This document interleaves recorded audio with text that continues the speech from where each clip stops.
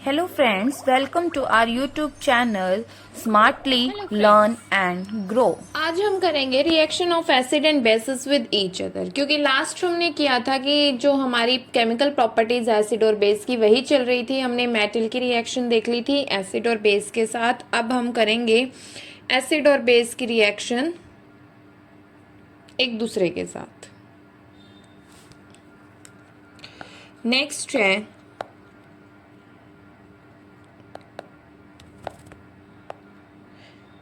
Reaction of acids and bases with each other। ठीक है, अब एसिड और बेस की रिएक्शन हम एक दूसरे के साथ करेंगे। हमें क्या प्रोवाइड होता है, चलिए देखते हैं। Acid plus base, acid plus base gives salt plus water, gives salt plus water H2O। Metal के साथ जब भी मैं एसिड या बेस की करवा रही थी तो मुझे मिल रहा था सॉल्ट प्लस हाइड्रोजन। ठीक है, मेटल बेस की जो है वो मेटल कार्बोनेट और मेटल हाइड्रोजन कार्बोनेट्स के साथ कोई रिएक्शन नहीं हो रही थी, वो रिएक्ट नहीं करेंगे। अगर मैं एसिड की करवा रही थी मेटल कार्बोनेट या मेटल हाइड्रोजन कार्बोनेट के साथ तो हमें मिल रहा था salt plus carbon dioxide plus water. अब अगर मैं रिएक्शन एसिड और बेस की एक दूसरे के साथ करवाती हूँ तो मुझे मिलता है salt plus water. For example मान लीजिए मैंने कोई भी एक एसिड ले लिया HCl, ठीक है, उसकी मैं रिएक्शन करवाती हूँ बेस के साथ। बेस क्या है मेरे पास NaOH।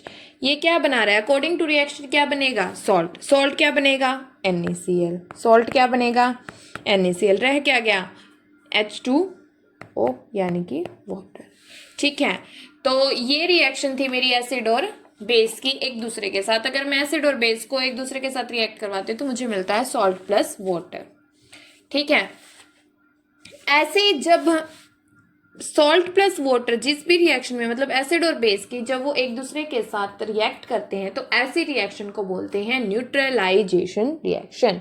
Neutralisation reaction. यहाँ पे अब मेरे पास एक और टर्म आ गई है, क्या, न्यूट्रलाइजेशन रिएक्शन क्या होती है।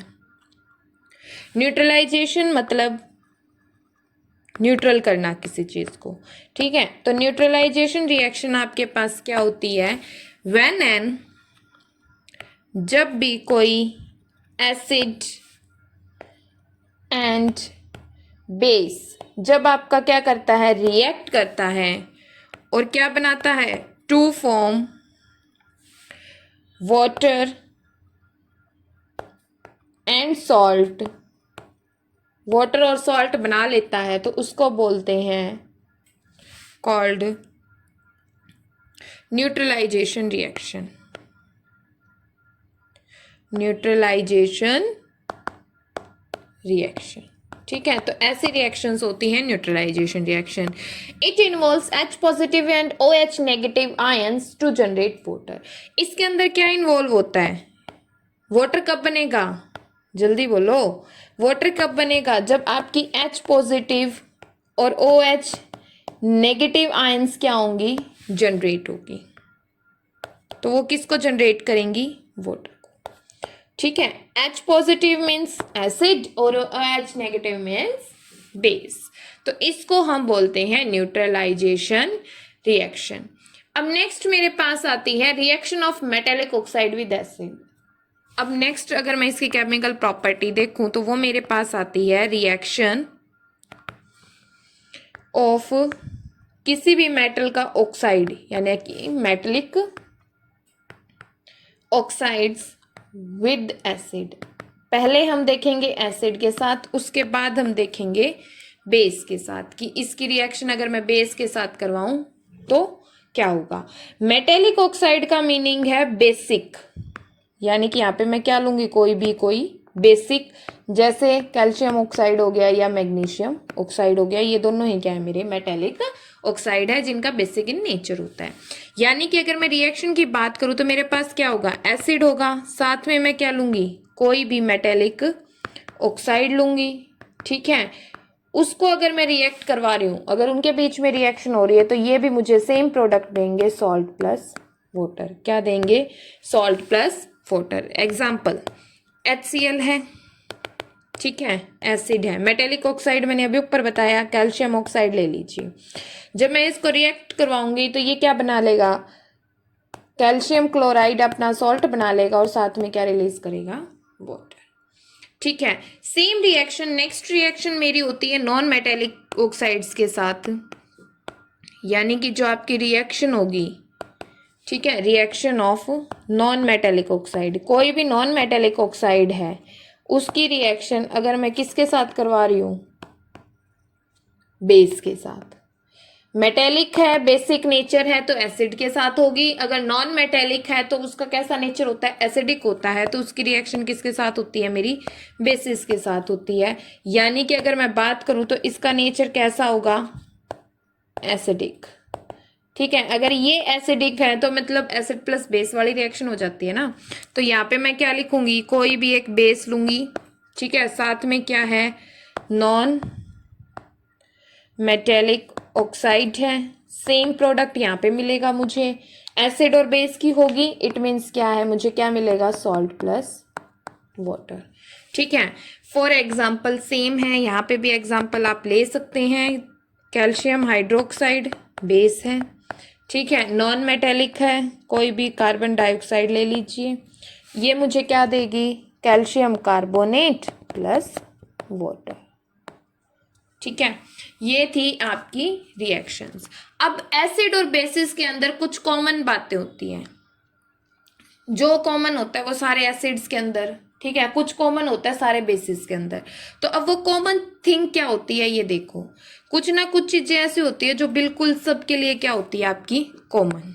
यानी कि अगर मैं सिंपल कॉमन नॉर्मल थिंग्स की बात करूं, जो आपको किसके अंदर देखने को मिलेगी? एसिड और बेस के अंदर।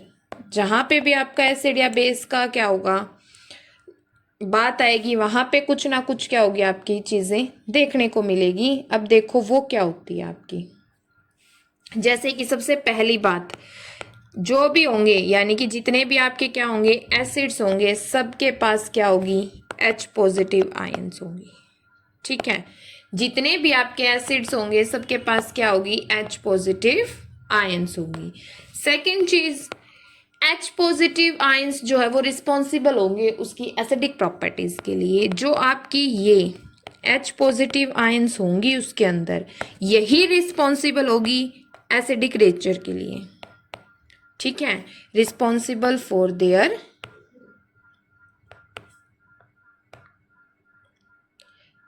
Acidic properties. जितनी भी एसिडिक प्रॉपर्टीज होती हैं उसके लिए कौन रिस्पॉन्सिबल होगा? यही आयंस रिस्पॉन्सिबल होगी। ये तो था आपका एसिड के अंदर, कि इन एसिड्स के अंदर ये चीज तो होनी होनी है। सेम चीज अगर मैं बेस की बात करूं, ये सारी चीजें कॉमन आपको हर बेस में मिलेगी, कि जितने भी आपके बेसिस होंगे, ऑल बेसिस हैव, सबके पास क्या होगा? OH नेगेटिव आयंस होंगे। ठीक है, एसिड्स के पास क्या होंगे? H पॉजिटिव, और बेस के पास क्या होंगे? OH negative. और जो ये OH नेगेटिव होते हैं आयंस, यही रिस्पॉन्सिबल होते हैं आपके बेसिक प्रॉपर्टीज के लिए। ठीक है, responsible for their basic properties. जितनी भी उसकी बेसिक की प्रॉपर्टीज शो होती है उनके लिए कौन रिस्पॉन्सिबल होता है? आपके OH नेगेटिव आयंस। यहां तक आप लोगों ने देख लिया है। ठीक है, यहां पे आपकी चीजें होती है, केमिकल प्रॉपर्टीज जो है मेटल नॉन मेटल की। ठीक है, एसिड बेस के साथ क्या क्या रहता है ये हमने देख लिया। अब एसिड और बेस है, वो वाटर सॉल्यूशन के अंदर कैसे रिएक्ट करता है, देखो। ठीक है, अब तक हमने सिर्फ इतना किया था। अब यहाँ पे बात आती है acids and bases in water solution. अब वाटर सॉल्यूशन के अंदर क्या रहता है, देखिए। ठीक है, अगर मैं एसिड को वाटर में डालूं या बेस को वाटर में डालूं तो क्या होगा? ठीक है, तो यहाँ पे नेक्स्ट मेरे पास आता है, बात करें हम एसिड्स की। किसकी बात करें? एसिड्स की। ठीक है, तो एसिड में क्या होगा? एसिड में मान लीजिए H पॉजिटिव आयंस है। किस में ऐड कर रही हूं मैं? वाटर में। ठीक है, अगर मैं वाटर में करूंगी तो ये किस में कन्वर्ट हो जाएगा, H3O पॉजिटिव बना लेगा। क्यों बना लेगा? क्योंकि जो आपके S पॉजिटिव आयंस होते हैं वो कभी भी अकेले एग्जिस्ट नहीं करते, हमेशा वो आपको हाइड्रोनियम आयन की फॉर्म में मिलते हैं।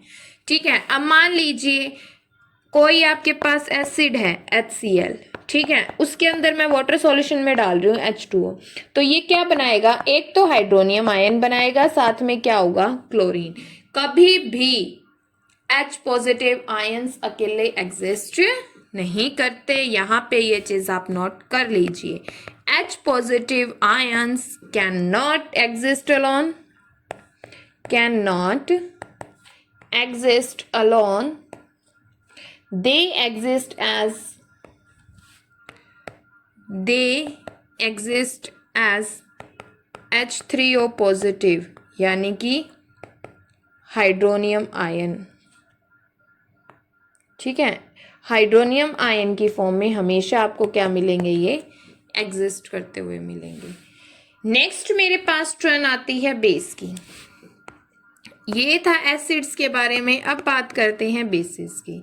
ठीक है, बेस में क्या होता है, जब आप बेस को वाटर के अंदर क्या करते हो, डिसॉल्व करते हो, तो वो हमेशा आपको OH नेगेटिव आयंस देगा।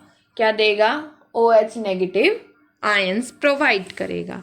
यानी कि basis when dissolves in water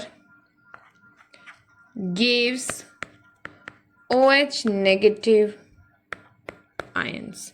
ठीक है, जैसे कि NaOH है, आप किस में डिसॉल्व कर रहे हो इसको, वाटर में। ठीक है, वाटर में करोगे तो ये Na पॉजिटिव और OH नेगेटिव आयंस के अंदर जो है वो ब्रेक कर जाएगा। ठीक है, तो ये था आपका, जब आप एसिड या बेस को किसी भी वाटर सॉल्यूशन के अंदर वो करते हैं, डिसॉल्व करते हैं, तो ये होगा। अब एक आपके पास आता है, हमने अभी तक पीछे इंडिकेटर्स पढ़े थे, ठीक है, तो इनमें हमारे पास बहुत सारी चीजें थी कि हमें H पॉजिटिव OH नेगेटिव, ये मतलब एसिड और बेस का पता चल रहा था। अभी इन्हीं आयंस के बेस पे भी मेरे पास एक इंडिकेटर आता है जिसको हम बोलते हैं यूनिवर्सल इंडिकेटर। क्या बोलते हैं, यूनिवर्सल इंडिकेटर। अब आपके पास एक इंडिकेटर आता है जिसको आप बोलते हैं यूनिवर्सल इंडिकेटर, यूनिवर्सल इंडिकेटर्स। ठीक है, पीछे हम ये बता रहे थे कि ये एसिड है, ये बेस है, ऐसे टर्न हो जाएगा, कुछ नेचुरली प्रोवाइड हो रहे थे, कुछ कैसे ही प्रोवाइड हो रहे थे। अब आपके पास आता है एक यूनिवर्सल इंडिकेटर। ठीक है, ये होता क्या है, देखो, it is mixture of several indicator. ये जो है बहुत सारे इंडिकेटर्स का मिक्सचर होता है। It is mixture of several indicators, बहुत सारे इंडिकेटर्स का जो है ये मिक्सचर होता है, पहली बात। ठीक है, सेकंड चीज इसमें क्या है कि ये जो है डिफरेंट कलर्स शो करता है, different concentrated of H positive ion of solution के अंदर। यानी कि हमारे पास एक स्केल होता है जिसके अंदर क्या करता है, वो जैसे ही H पॉजिटिव आयंस की जो कंसंट्रेशन होगी, मतलब जहां पे कंसंट्रेशन का मीनिंग है कि H पॉजिटिव आयंस के अमाउंट का ज्यादा होना, ज्यादा या कम, जहां ज्यादा होगी वो हर जगह अपना अलग अलग कलर जो है वो शो करेगा। यानी कि it shows different colours, different colours at different concentration of H positive ions in the solution के अंदर कितने H पॉजिटिव आयंस हैं, इस पे ये चीज जो है वो आपकी डिपेंड करती है। अब देखिए कैसे डिपेंड करती है। ठीक है, यानी कि यहाँ पे होता है एक pH स्केल जिसको मैं बोलती हूँ। ठीक है, यानी कि pH वैल्यू होती है हर चीज की। आपके पास ऐसे एक स्केल बना हुआ होता है। ठीक है, इसके अंदर होता क्या है, ये 0 से आपकी वैल्यू जो है वो 14 तक जाती है और मिड में कहीं ना कहीं होता है 7। आप इसको ऐसे शो कर सकते हैं। ठीक है, अब इसमें होगा क्या, एक साइड होती है H पॉजिटिव आयंस और एक साइड होती है OH नेगेटिव आयंस। ये कुछ आपकी इस तरीके से होती है। ठीक है, एक्चुअल में यहाँ पे 40 पे जाके ये मैच कर जाती है।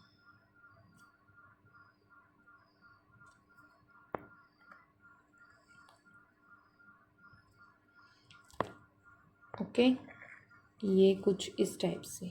ठीक है, अब देखो इसके अंदर एक्चुअल में होता क्या है, H पॉजिटिव आयंस है, कहीं ना कहीं क्या करेगी, वेरी करेगी। यहाँ पे प्रेजेंट होती हैं आपकी H पॉजिटिव आयंस और यहाँ पे प्रेजेंट होती हैं आपकी OH नेगेटिव आयंस। ठीक है, इस स्केल के बारे में डिस्कस करते हैं। जो 0 से 7 वैल्यू, 7 पे जो होता है वो न्यूट्रल होता है। ठीक है, 7 पे जो भी होगा वो क्या होगा, आपका न्यूट्रल होगा, जो आपका pH वैल्यू है। अब देखो 0 से 7 के बीच में अगर कोई भी आपका सॉल्यूशन है, ठीक है, वो एसिडिक है या बेसिक है, अगर 0 या 7 से pH स्केल यानी कि 0 या 7 के बीच में अगर उसकी pH वैल्यू लाई कर रही है तो इट मीन्स क्या है, उसका नेचर कैसा है, एसिडिक। ठीक है, यानी कि एसिडिक नेचर जो है वो 7 से इस साइड जो है वो इंक्रीज करेगा। ठीक है, तो H positive ion concentration decrease. 7 से ऊपर आप जब भी जाओगे तो H पॉजिटिव आयंस की जो कंसंट्रेशन होगी वो क्या कर रही है, डिक्रीज कर रही है, कम हो रही है। देखो ध्यान से, यहाँ पे सबसे ज्यादा थी, फिर कम कम कम कम कम कम, लास्ट में 14 पे जाके तो ना के बराबर होगी। ऐसे ही अपोजिट होता है बेस का। किसका, बेस का। अब बेस में क्या होता है, OH नेगेटिव आयंस का भी आपके पास एज इट इज रहेगा। देखो OH नेगेटिव आयंस सबसे ज्यादा बेसिक कहाँ होगी, 14 पे। बेसिक नेचर किस साइड जा रहा है उसका, उधर जा रहा है, यहाँ पे सबसे ज्यादा है, इधर लेके आओगे कम हो रही है। ठीक है, तो यानी कि OH नेगेटिव आयंस अगर इधर से इधर जा रही है तो क्या कर रहा है, OH नेगेटिव आयन इंक्रीज कर रही है और H पॉजिटिव आयन की कंसंट्रेशन डिक्रीज कर रही है। ठीक है, इस side H positive ion concentration increase हो रही है। अगर इधर की साइड कोई भी वैल्यू आ रही है तो मीन्स क्या है कि H पॉजिटिव आयन कंसंट्रेशन जो है वो इंक्रीज कर रही है। इस साइड समझ में आ रहा है इस एरो का मीनिंग, इस साइड।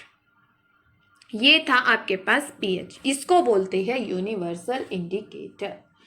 ठीक है, तो अब इसकी कुछ इंपॉर्टेंस होते हैं, कुछ इसके यूजेस होते हैं जो हमारी डे टू डे लाइफ में यूज होते हैं। अब इसके देखिए क्या यूजेस होते हैं, क्या आपकी कंसंट्रेशन रहती है, सारा हम अब यहाँ पे इसमें देखेंगे। ठीक है, अब इसमें सबसे पहले हमारे पास आता है यूजेस या फिर मैं बोल सकती हूँ इम्पोर्टेंस। ठीक है, of pH in everyday life, जो हमारी डे टू डे लाइफ हो उसमें क्या यूज होता है इसका। देखो अब यूज होता है कुछ ना कुछ तो तभी हम पढ़ रहे हैं, अदरवाइज तो हम रीड ही नहीं कर रहे होते हैं।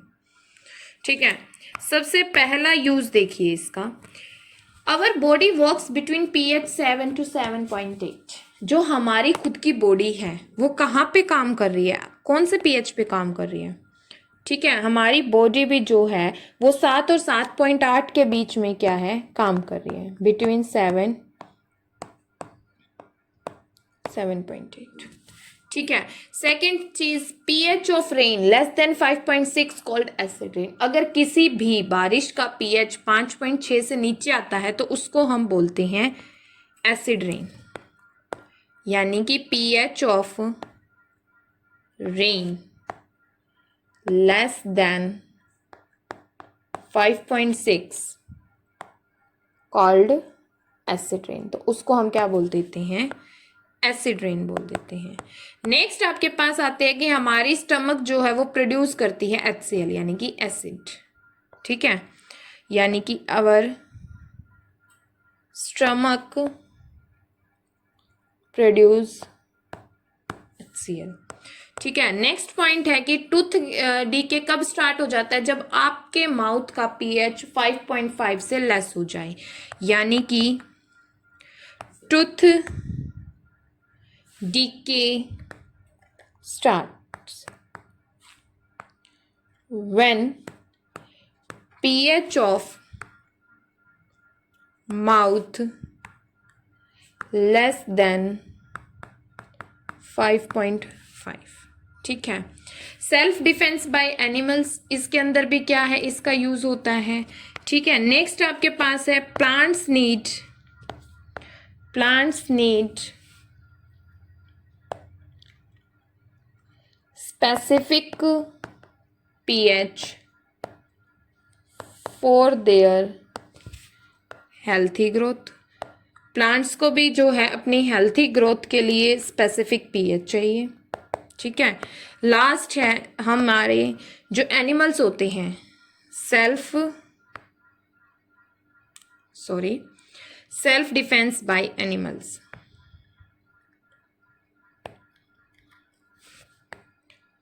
ठीक है। एनिमल्स के सेल्फ डिफेंस में कैसे जो मिथेनोइक एसिड है वो रिलीज करती है आंट अपनी स्टिंग के अंदर, यानी कि जो आंट है जब हमें काटती है तो वो क्या रिलीज करती है, आपका methanoic acid release by ant sting. जब भी आपको कोई भी मक्खी काटती है तो वो कौन सा एसिड रिलीज करती है, आपका मिथेनोइक एसिड।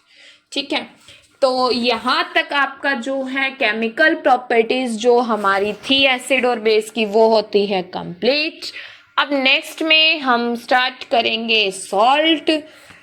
तब तक के लिए आप यहाँ तक रिवाइज कर लीजिए।